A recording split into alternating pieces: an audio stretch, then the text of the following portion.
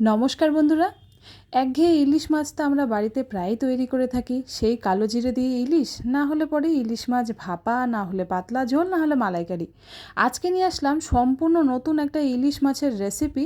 একবার এভাবে বানিয়ে দেখুন, তাহলে পরে মনে হবে মাসে অন্তত 2-3 বার এভাবে ইলিশ মাছ আমরা বাড়িতেই বানাই। কিন্তু তার আগে বলে রাখি বন্ধুরা, cook and bake with Moumita আমার চ্যানেলের নাম। আমার চ্যানেলে রয়েছে 200টিরও বেশি ভিডিও।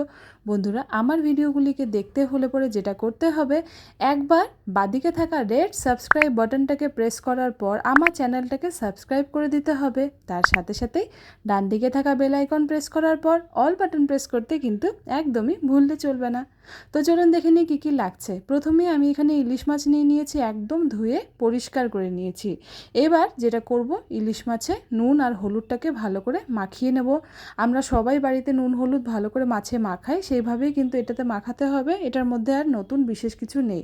তবে নুন হলুদটা মাখানোর পর যে পদ্ধতিটায় আমি ইলিশ মাছটা রান্না করব, সেটা আশা করি আপনাদের কাছে একটু নতুনত্ব মনে হবে।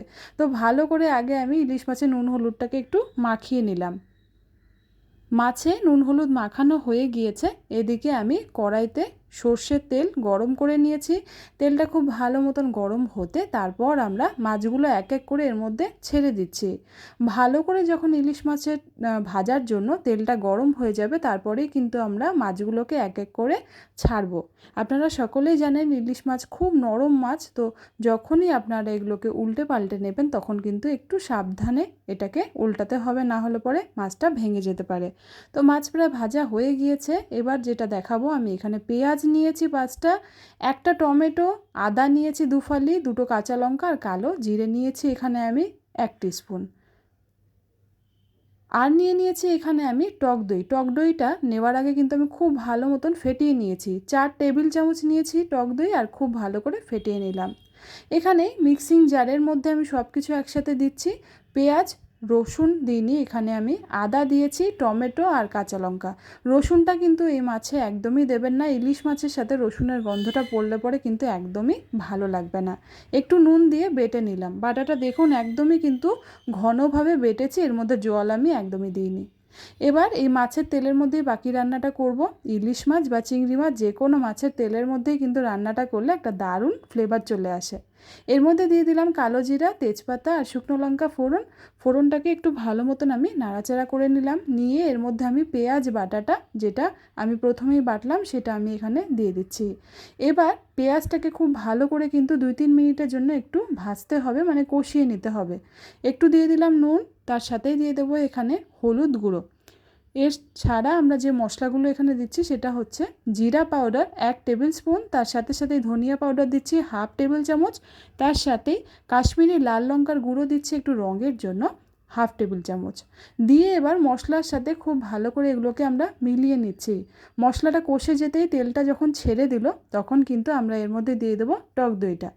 টক দইটা দেওয়ার পর যেটা বলার কথা, টক দই দিয়ে কিন্তু বেশিক্ষণ অপেক্ষা করা যাবে না। টক দইটাকে সঙ্গে সঙ্গে একদম কম আঁচে মিলিয়ে নিতে হবে। এই সময় আপনারা চাইলে গ্যাসের আঁচটা বন্ধ করেও মেলাতে পারেন, না হলে টক দই ফেটে গেলে কিন্তু দানা দানা হয়ে যাবে, যেটা ঝোলটা হওয়ার পরে দেখতে ভালো লাগবে না। এবার টক দইয়ের বাটিটা ধুয়ে এর মধ্যে জল দিয়ে দিলাম, তবে খুবই সামান্য।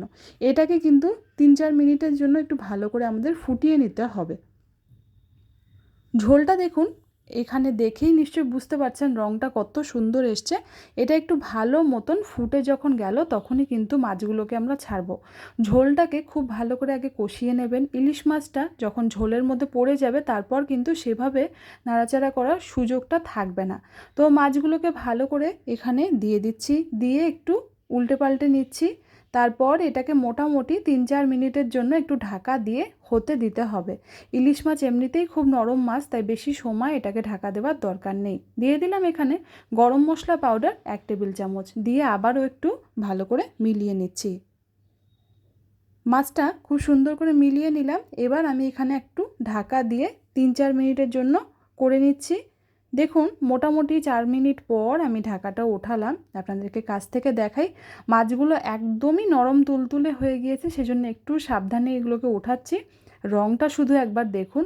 আর আমিও আগে যখন ইলিশ মাছ এভাবে রান্না করিনি তখন মনে হতো ইলিশ মাছের রান্নায় পেঁয়াজ দিয়ে রান্না করলে রান্নাটা খারাপ হয়ে যাবে না তো, কিন্তু একবার যখন আমি এভাবে পেঁয়াজ বাটা দিয়ে ইলিশ মাছটা তৈরি করলাম, সত্যি বলছি আমার বাড়ির থেকে তো আবারও ডিমান্ড চলে আসলো যে এভাবেই বানাতে হবে।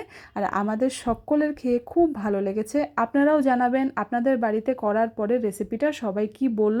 আর আশা করি আমার রেসিপিটা আপনাদের ভালো লাগবে। ভালো লাগলে বন্ধুরা একবার আমাকে সাপোর্ট করবেন, চ্যানেলটাকে অবশ্যই করে একবার সাবস্ক্রাইব করে দেবেন। ভিডিওটা ভালো লাগলে পরে লাইক বাটনটা প্রেস করতে ভুলবেন না। আপনাদের অমূল্য যে কোনো মতামত আমাকে কমেন্টসের মাধ্যমে জানাতে কিন্তু বন্ধুরা একদমই ভুললে চলবে না। তো আর দেরি কিসের, বর্ষা থাকতে থাকতে এভাবে বানিয়ে ফেলুন ইলিশ মাছ। গরম গরম ভাতের সাথে এভাবে ইলিশ মাছ মেখে খেতে কিন্তু দারুণ লাগবে। আজকে নিচ্ছি বিদায় বন্ধুরা, আবার ফিরে আসব নতুন কোনো রেসিপি নিয়ে। ততদিন পর্যন্ত সকলে ভালো খাবেন, সুস্থ থাকবেন। বিদায় বন্ধুরা, ধন্যবাদ।